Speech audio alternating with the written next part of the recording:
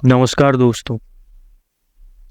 विदेश मंत्री एस जयशंकर ने सोमवार को कहा कि भारत के आसपास के जहाज़ों पर हमले गंभीर चिंता का विषय थे।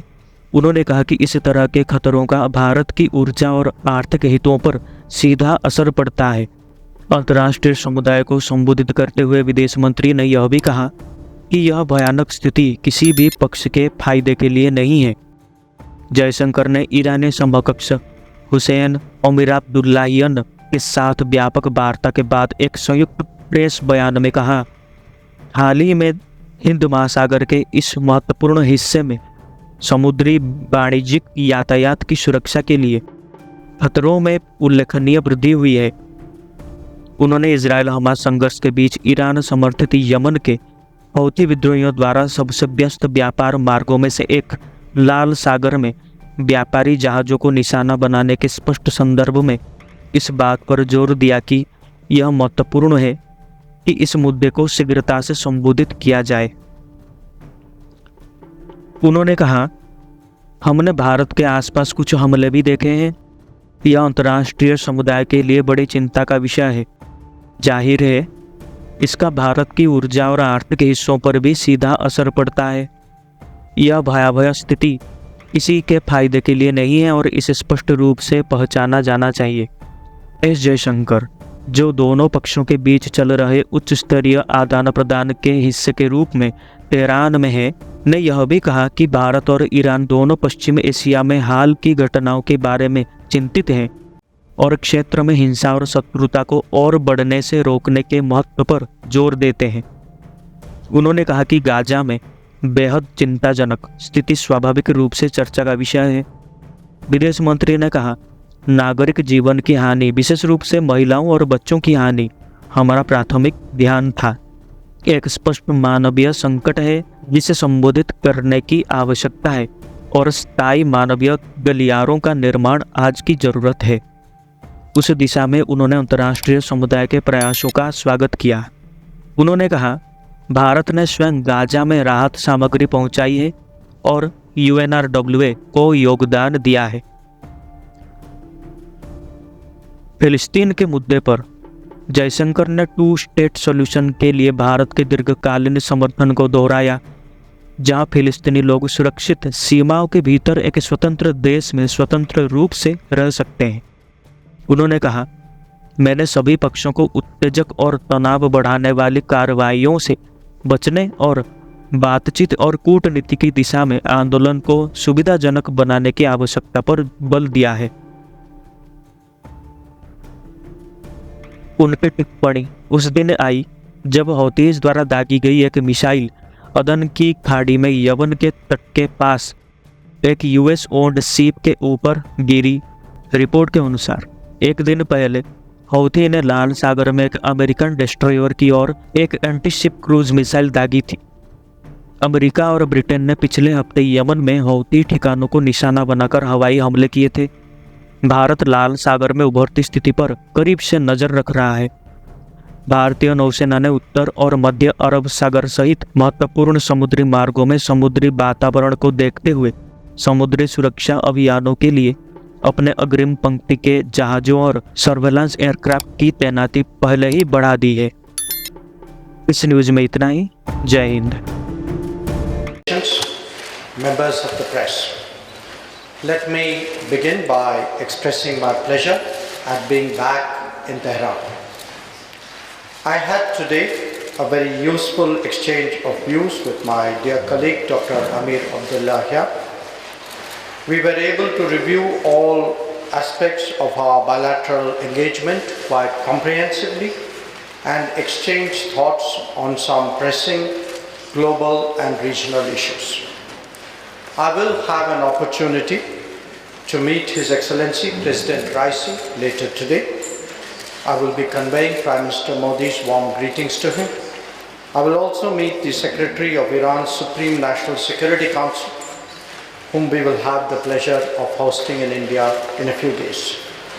Earlier this morning, I met with the Minister of Roads and Urban Development, Minister Mehdad Bazarpash.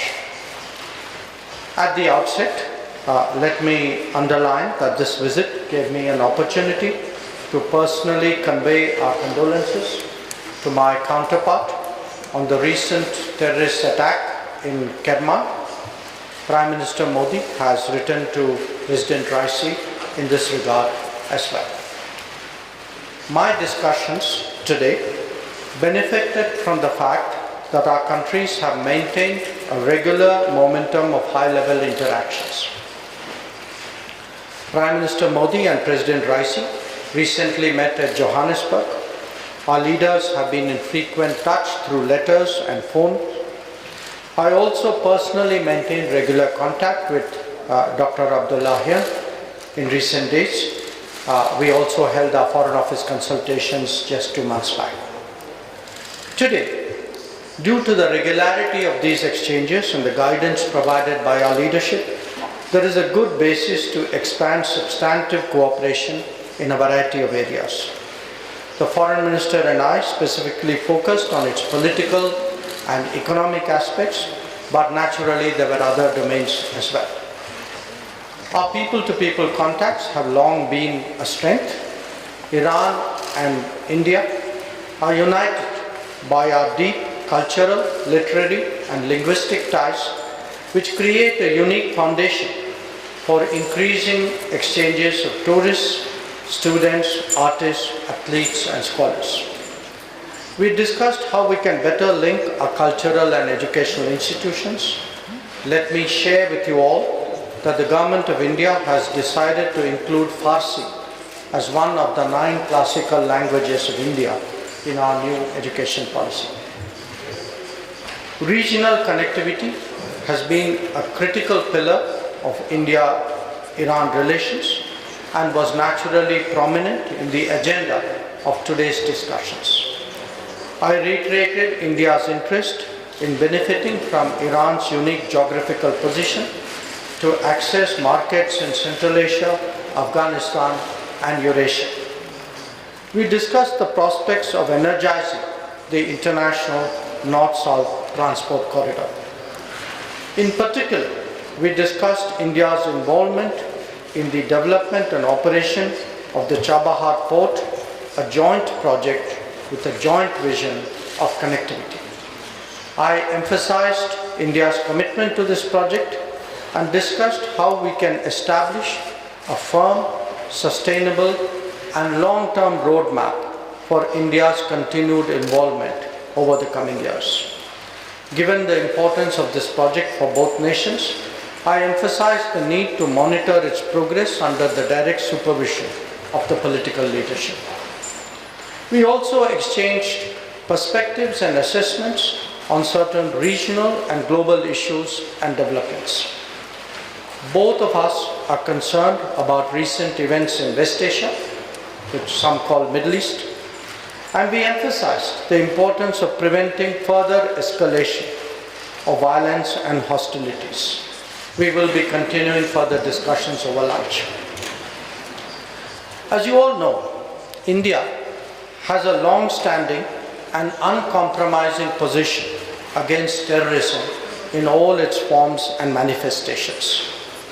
This remains so, very much so. At the same time, we strongly believe that it is imperative to avoid loss of civilian life in any conflict situation. The deeply concerning situation in Gaza was naturally a subject of our discussions. The loss of civilian lives, especially that of women and children, was our primary focus. There is a visible humanitarian crisis that needs to be addressed, and the creation of sustainable humanitarian corridors is the need of the day. We welcome the international community's efforts in that direction. India itself has delivered shipments of relief material to Gaza and contributed to the UNRWA.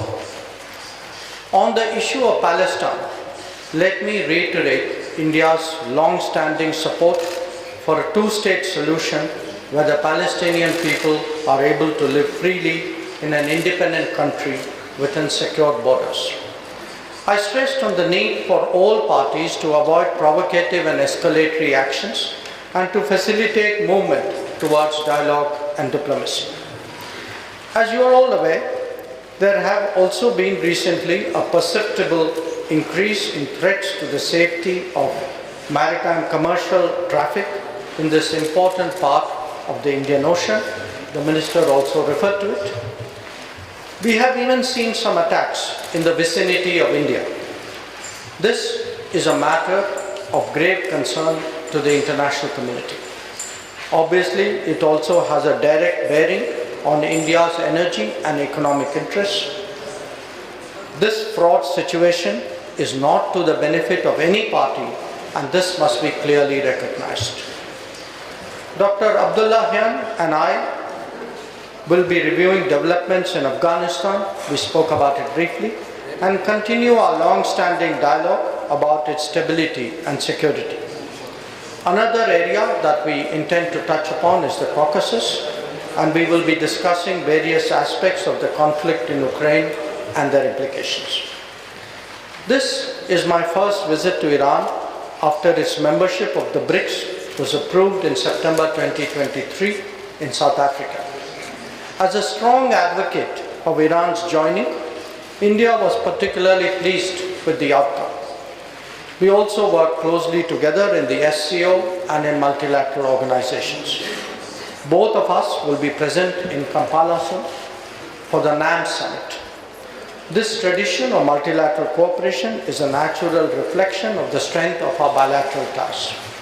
We also very much appreciate Iran's contribution to the voice of the Global South summits that were convened by India last year. Friends, I am confident that today's exchanges will give momentum to our bilateral cooperation and also further enhance our understanding of each other's positions on important regional and global issues. India and Iran are two old friends who have always viewed each other's growth and prosperity as contributing to their own.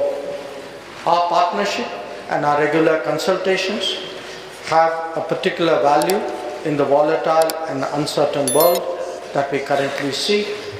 I thank you all for your attention.